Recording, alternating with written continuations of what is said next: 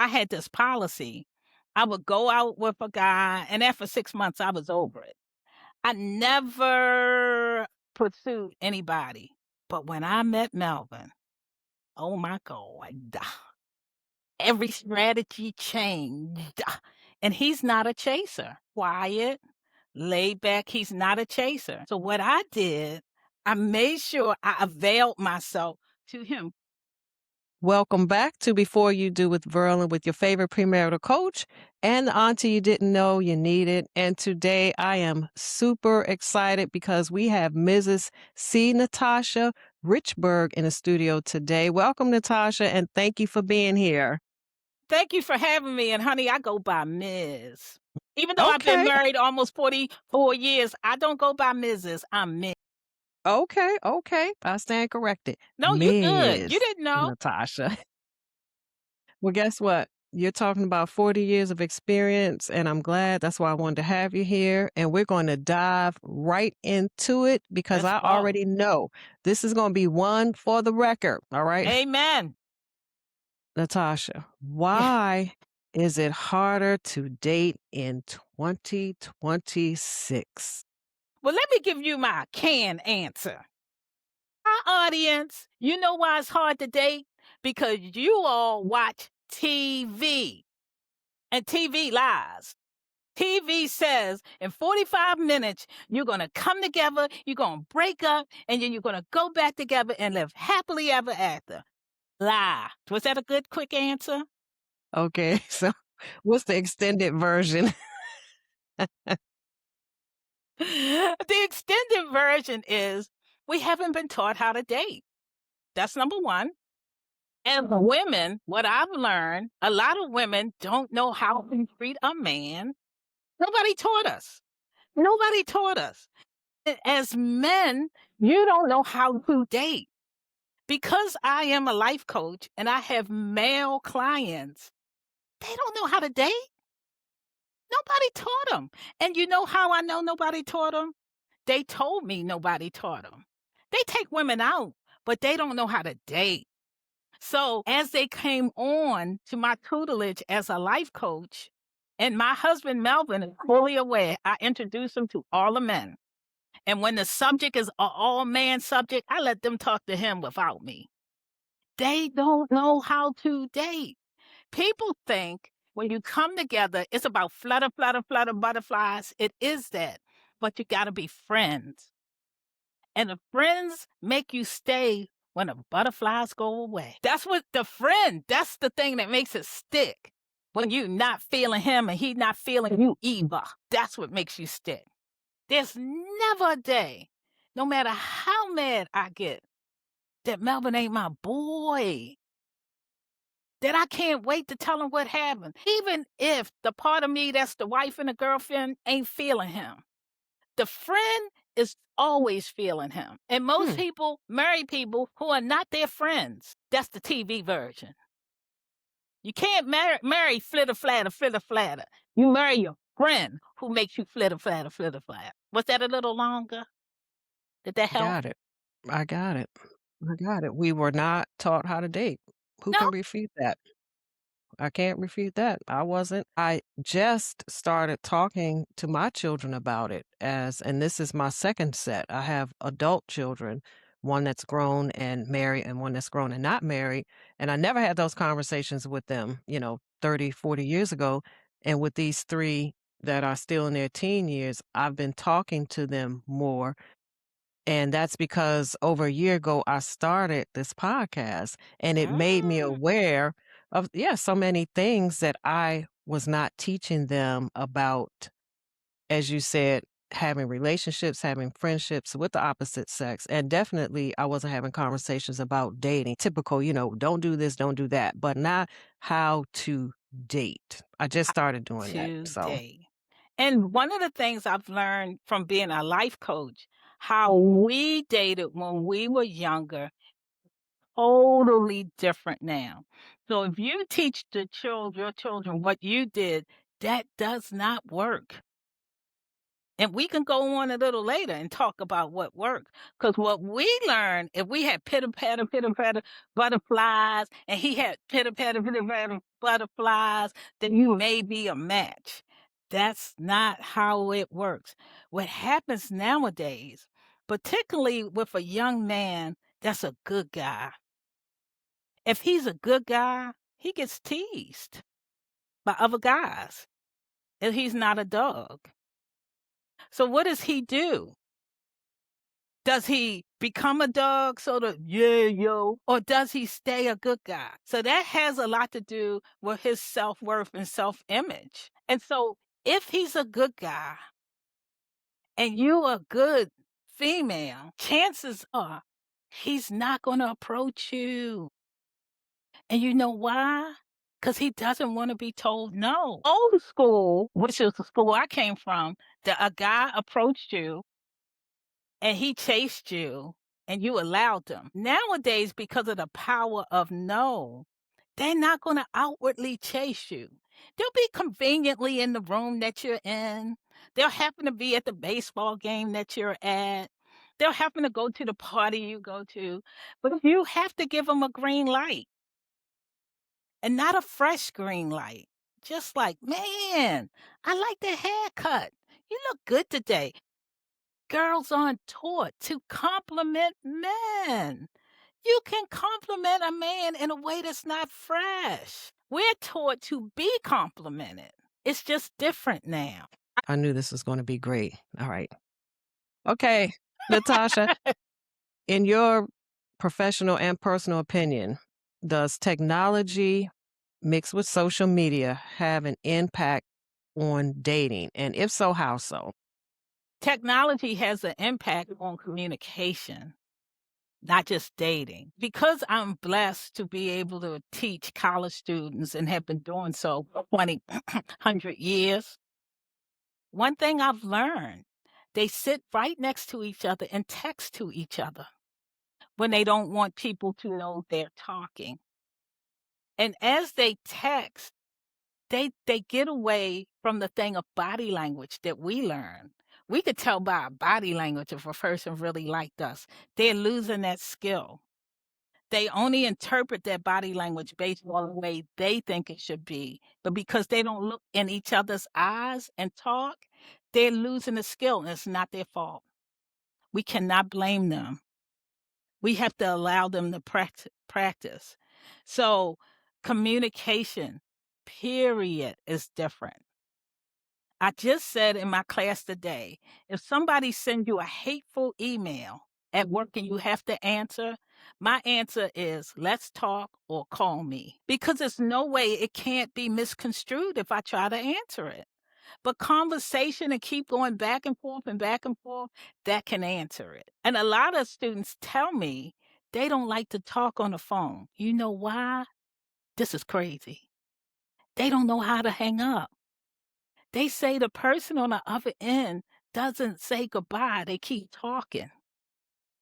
So they don't want to get on the phone. Aunties, mothers, they just keep talking and they don't know how to get off. But when they text, they know how to. That's why. So Okay. texting gives them the freedom to end a conversation. That makes sense. I never heard it put that way before, but I've heard I get on the phone with so and so, and like you said, she won't hang up.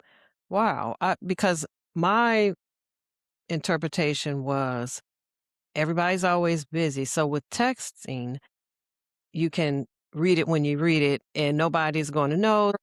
You can take an hour or a week or whatever. And so you just kind of get to it when you get to it versus the phone. I don't know why it was different because I guess you just didn't answer the phone back in the day.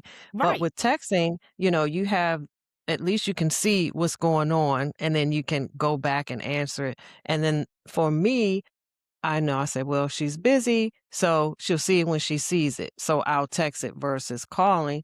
And then I mean, who answers their phone? It's like you got to text in advance and then you'll pick up the phone. And I tell you one thing I think about with social media and the impact, a couple of things.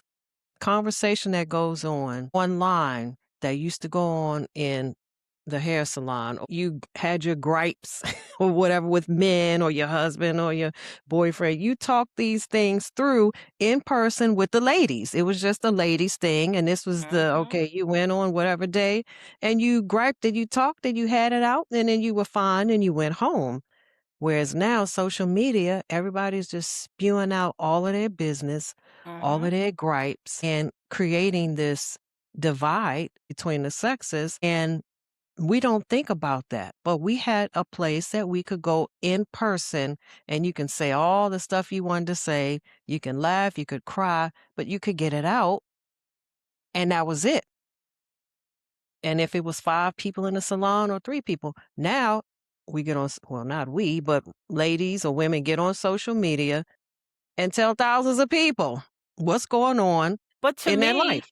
to me, that's their beauty salon. Right, and that's the problem, the difference between 3 or 4 women or 4 or 5,000, you know? But in the beauty salon, you didn't get endorphins for people amening you. You get endorphins online. So it's the hunt for the endorphins. That's really what the difference is. It's not comparable to me. We didn't go to the beauty salon and say, I'm going to get 40 likes before I leave here. But when they say that, it went viral and then they feel flutter. Their heart starts fluttering and they pitter patter little feet, all of that. We wasn't hunting for that. It's not the same game. And what happens is people like us who are older try to interpret it through our lens. We're not the lens for this. And that's why in the middle of a teaching, I can ask a random question. That's how I wake them up. I'll say, random question. Maybe 3 years ago, I had a 200 level class. You're going to love this. I said, random question. Do you all think telephones are going to go away? Every single one of them said yes. I said, you're not going to talk on the phone?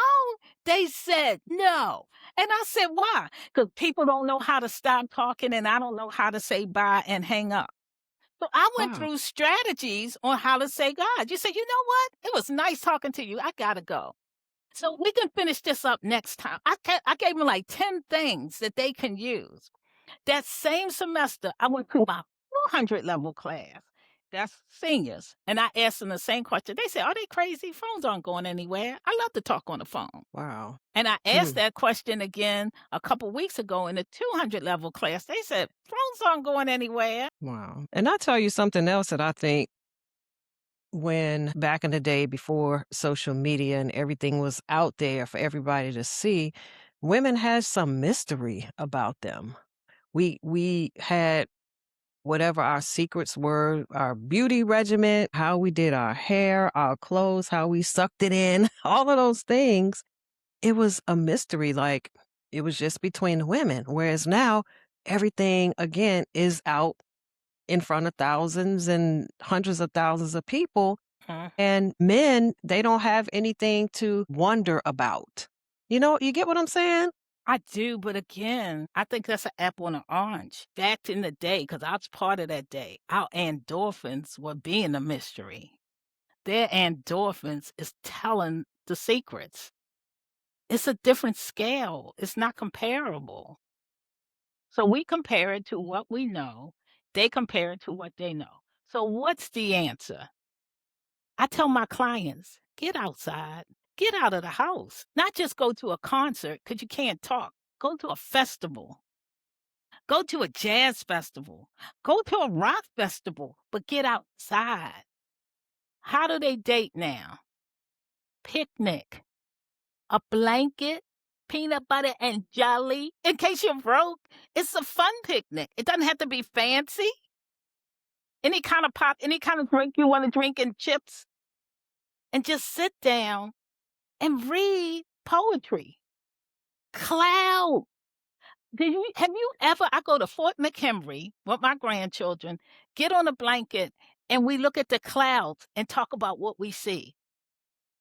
Do you I know do how that much with fun that trees. is? Who teaches people to do that? And I know you said we're comparing apples to oranges, but back then we had dates all the time.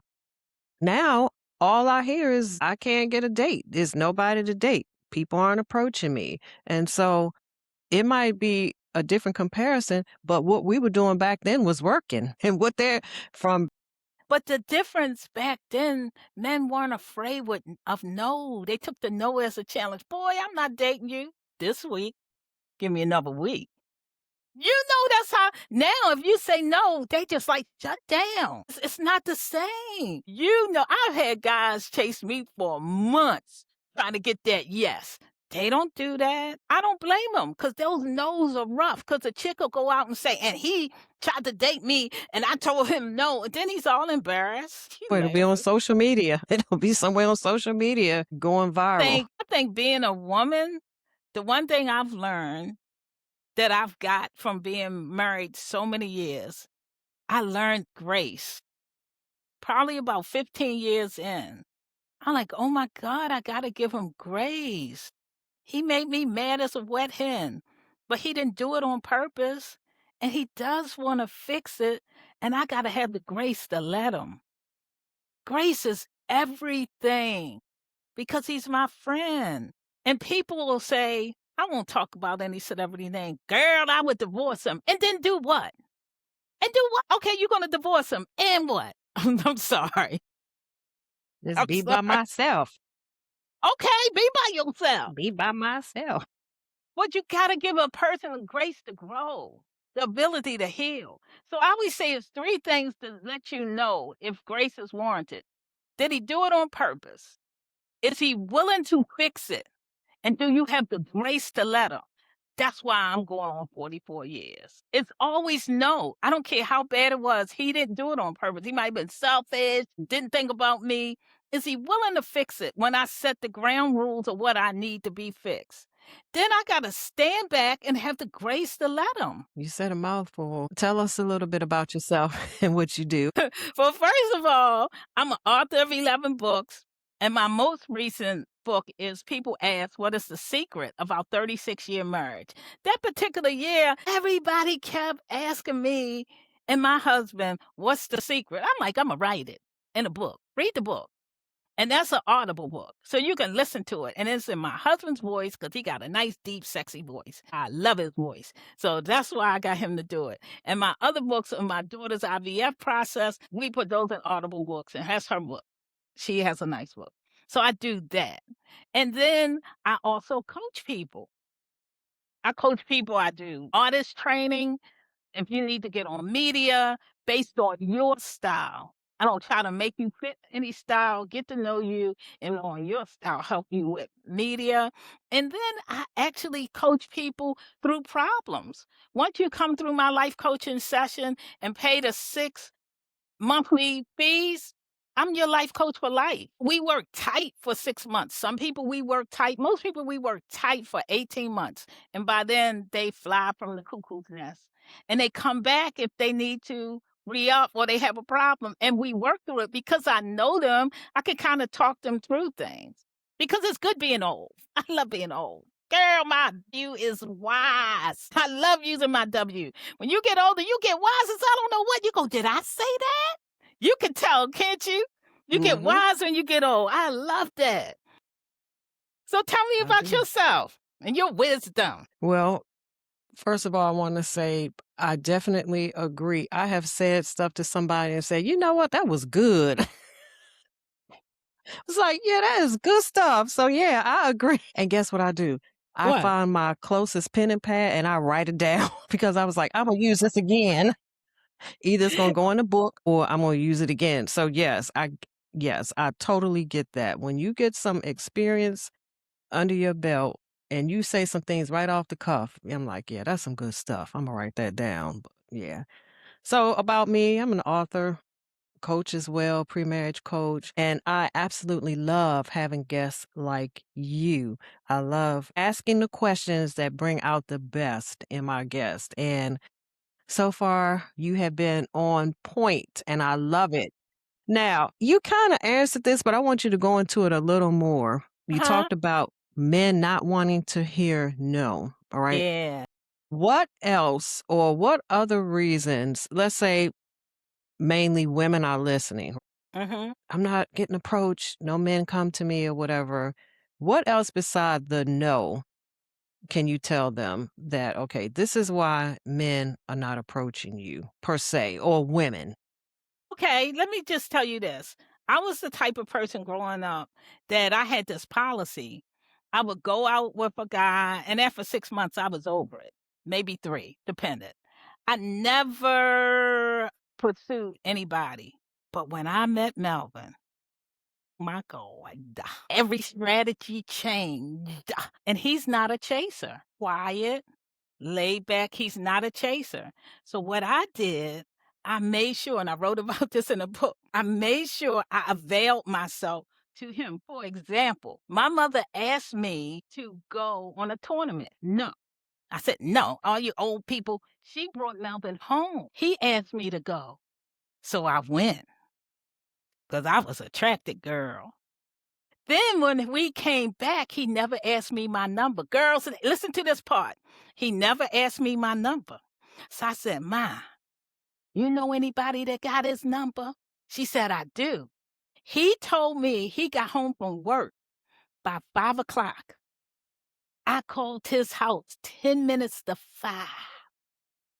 Left my name and number. I said, if he likes me, I will get a call by 5:30. I got a call by 5:10. Bullseye! Boom! Got him. Um, Because I got close enough for him to catch me. Then in the conversation, I said, you know, I like to go to the movie sometime. He said, okay. Where do you want to go? Let me get the ticket. Are you free at such and such a time? I never did that before. But I wanted him to catch me. Got the daggone tickets. I had a job. And we went to the movies. And I made sure I touched his shoulder. In the movie, every other guy been trying to put the arm around him. He was not that tight. So I made sure I touched his shoulder. That he knew it was Rocky. I said, you know what else I like to do? He said, what? I said, let's go shopping. I didn't go shopping to buy him nothing. And I didn't want him to buy me a thing because I had a job. And then we went into the store. I said, oh, they go a leather. You don't have a leather coat, do you? He said, no. I said, I love the layaway. You got money? He said, yeah. I said, come on, try a coat and you put it on the layaway. And you come back and you pay for.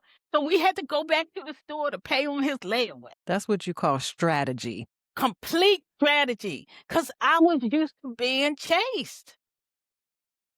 So I'm like, how do I get in the presence of a person who's not a chaser? Women who are used to being chased, hang it up. It's not going to happen nowadays. It's just different.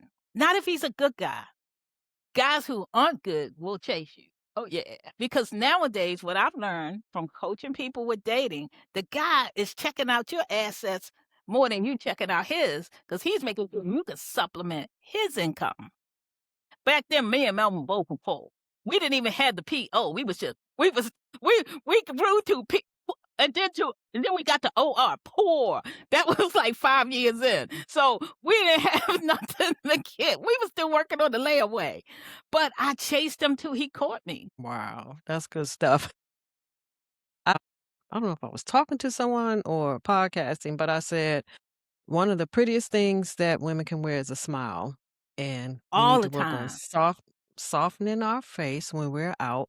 And if you see somebody that looks like they're interested or you're interested, give a little smile, a little glance, go ahead about your business. You see them in the next aisle. It's just enough, like you said, to drop a hint without being like, hey, can you take me out? Right? You can just smile because I hear that we look mean. All the And so, time. yeah, so a little smile gives just enough hint to say, hey, I see you. Do you see me? Right? A smile, or like you said, offer a compliment. And you were right. What you said earlier, we weren't taught to do that We weren't because taught. back then, It was fresh. fresh. But what I've learned, and my daughter and I talked about that in one of the podcasts. I can't remember what the title is. But one day I was in Virginia with her, and I was going to Walmart to buy something. And I had to go to the electronics section. It was a guy there. His sleeve was amazing. I said, boy, your tats look amazing.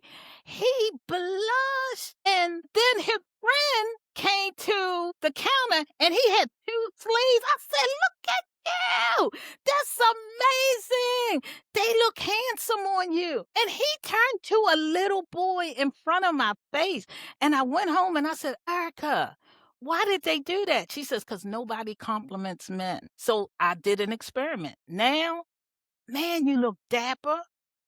The haircut is amazing. Look at that beard. I see you. I see your beard. I could tell you use oil, don't you? I will. I compliment a man and a chick too. Girl, who graded your hair? My God, that outfit is style for. People don't compliment, but I do it in a way that's not fresh.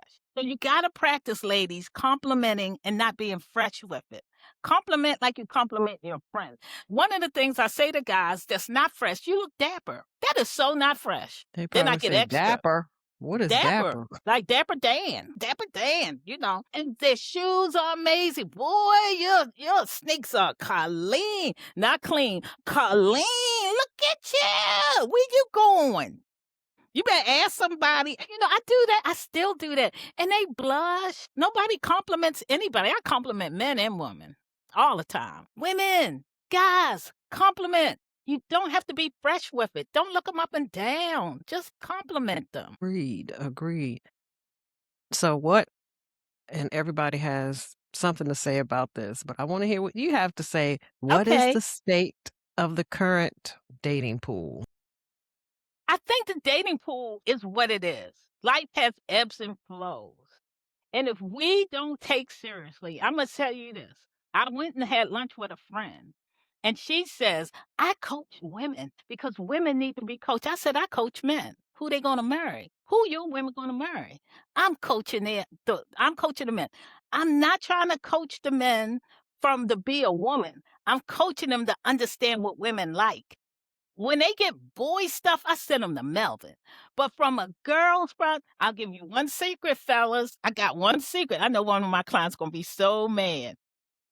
When your girl is mad at you, first of all, you gotta not fresh, but compliment her. Make sure you smell good. Make sure your smells good. We a smell person. And get the pinky. Don't hold her hand. And then if you can get to this kind of hole, you home. Home run! Home run! Pinky to whole hand, smell good. Home run. Okay. So that's the status.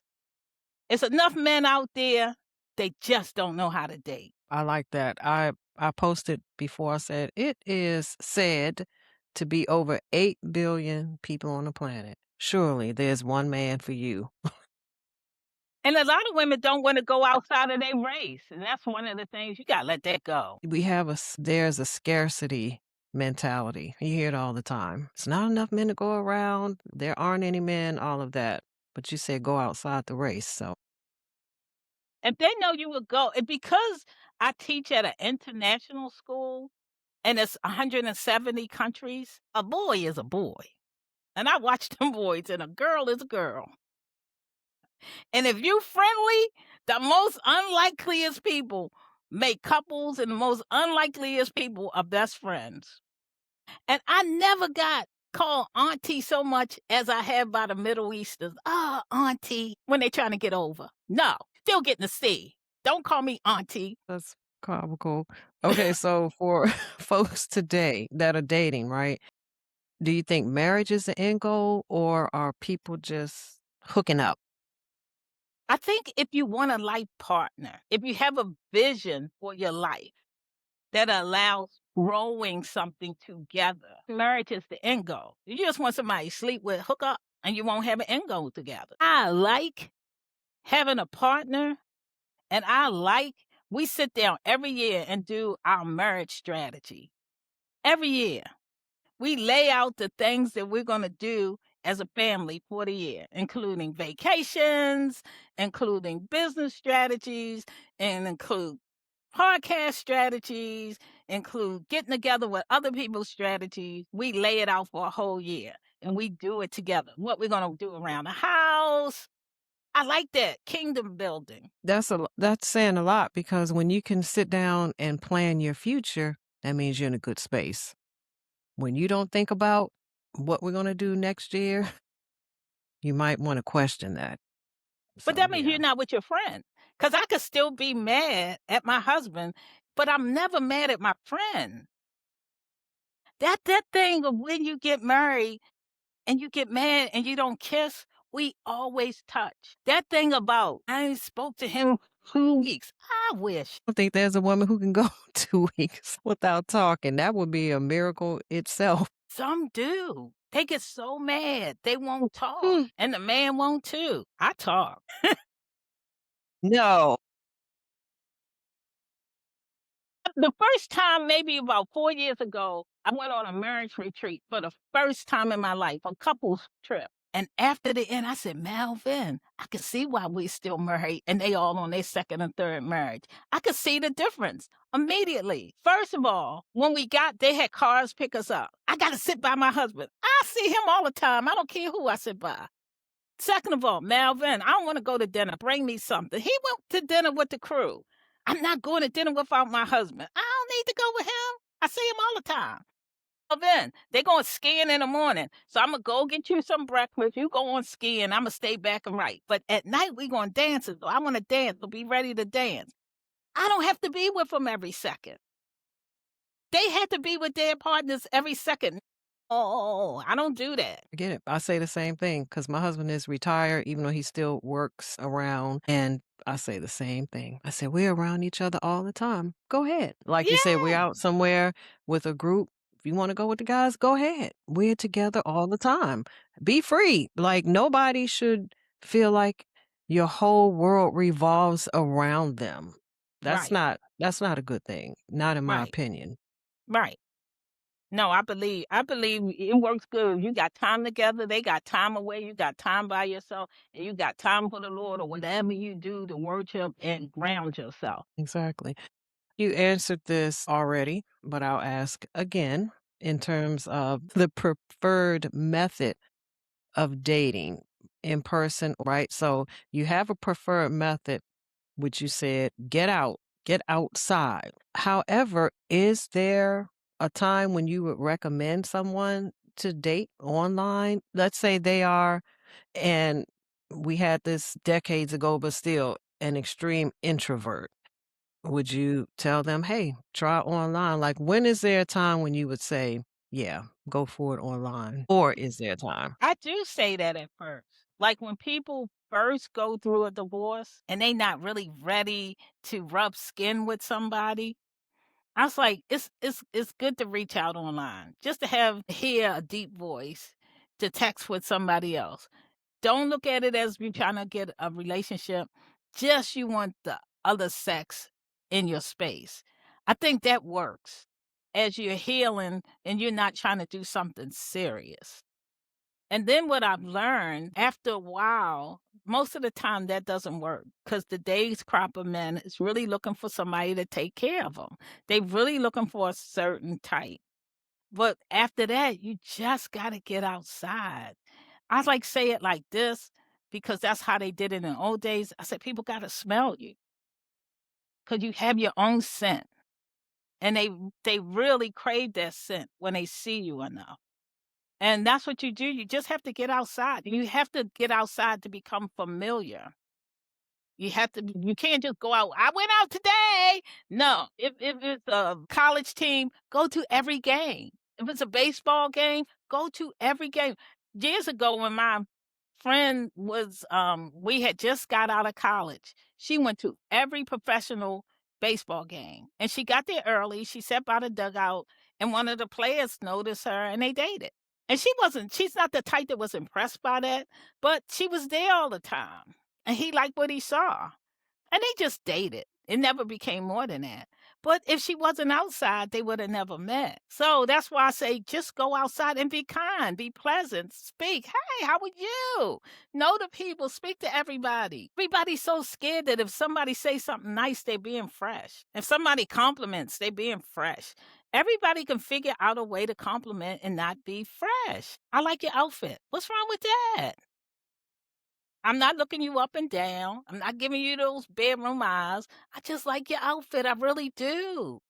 What's wrong with that? And I think Sometimes you can even just ask a question. If you're in a bookstore, you have a book you like? Do you suggest a book? If you're in the market, the grocery store, you can ask about something, whatever you're looking at. If you're in the produce section, do you know any farmers markets? I'm interested in that. You know what I mean? It takes a level of creativity along with the strategy.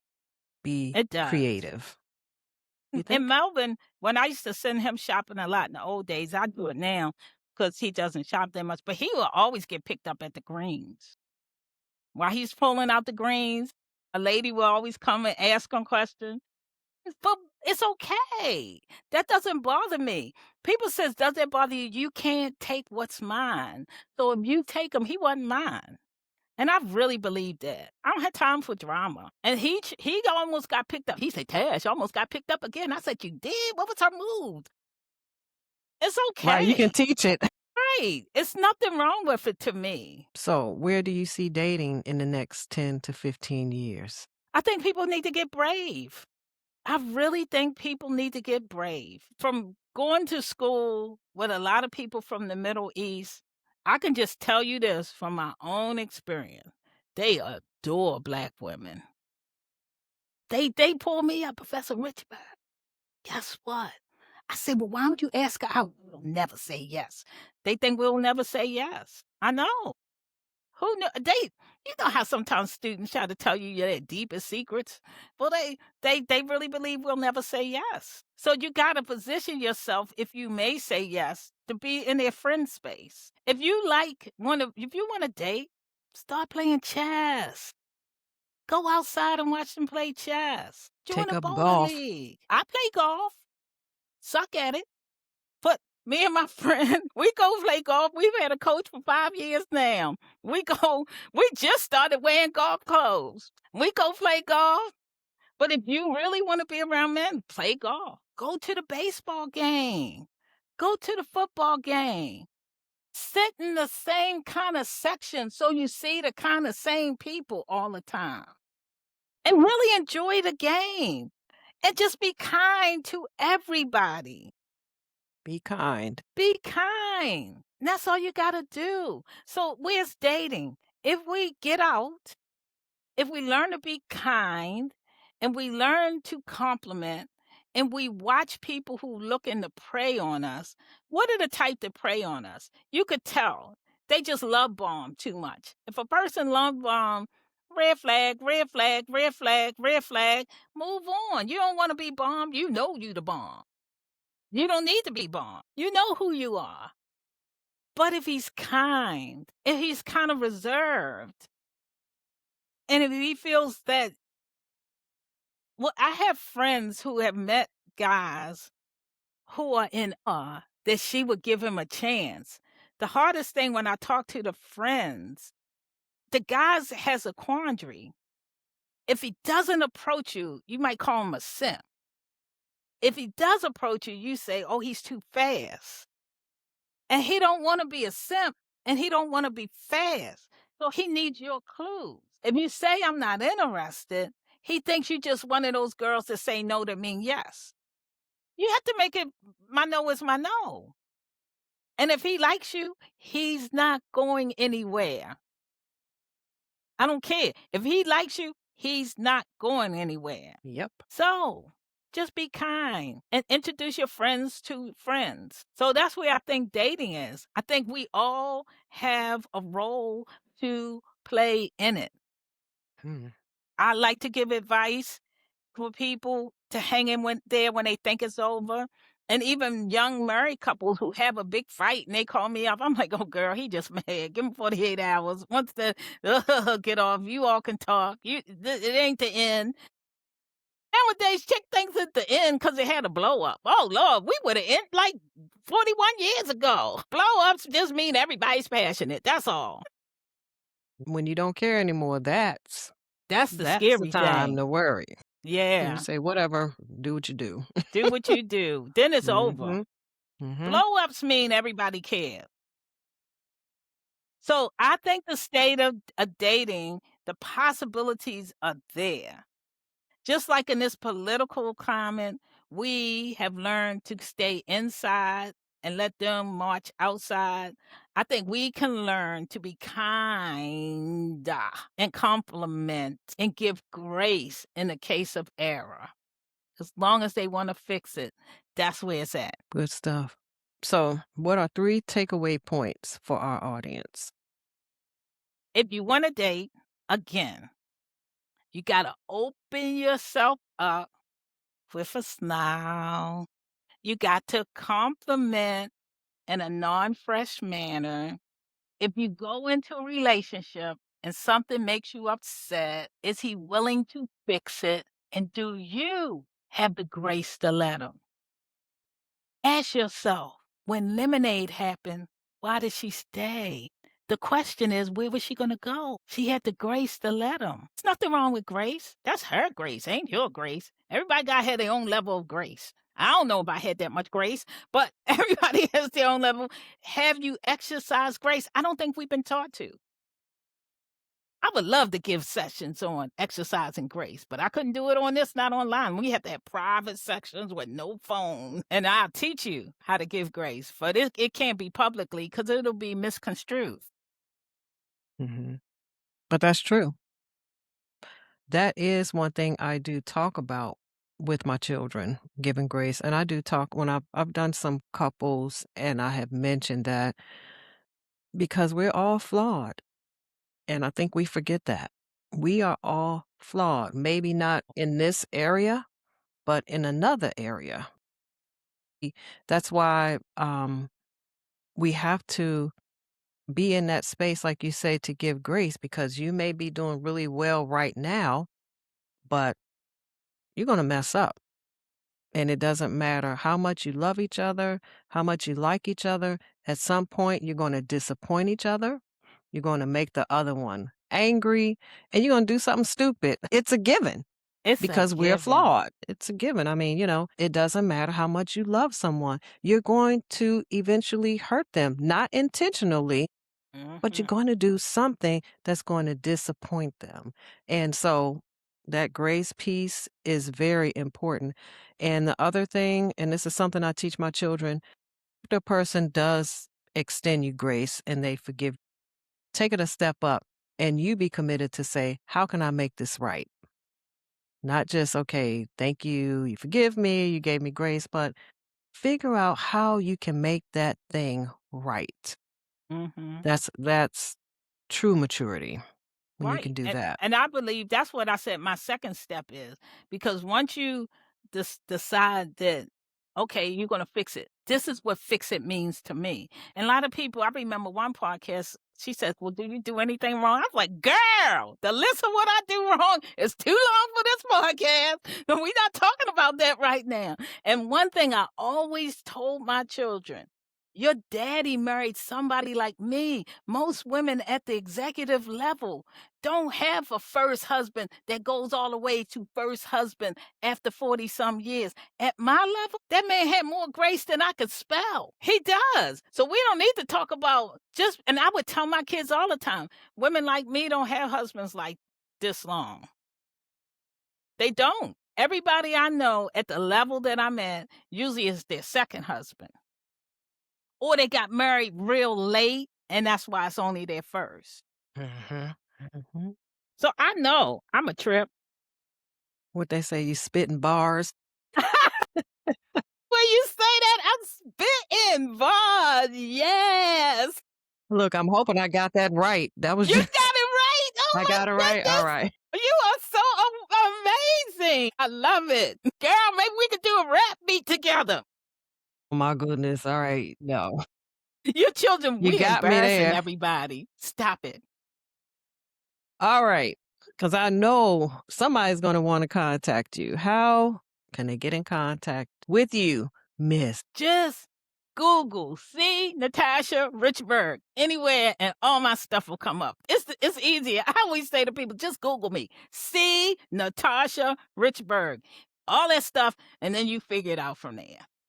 Yeah, and I'm gonna put in a description as well, so All right, this has been fantabulous. Thank you so much for being here. And definitely thank you Next to my time, let's do it audience. again with the beat so we can have some Yeah. bars. Okay. All right. All right. We'll be doing like what is that? Tab and chance. You know how they do that Friday. Friday. My Thank you. goodness, that's so much fun. Yes.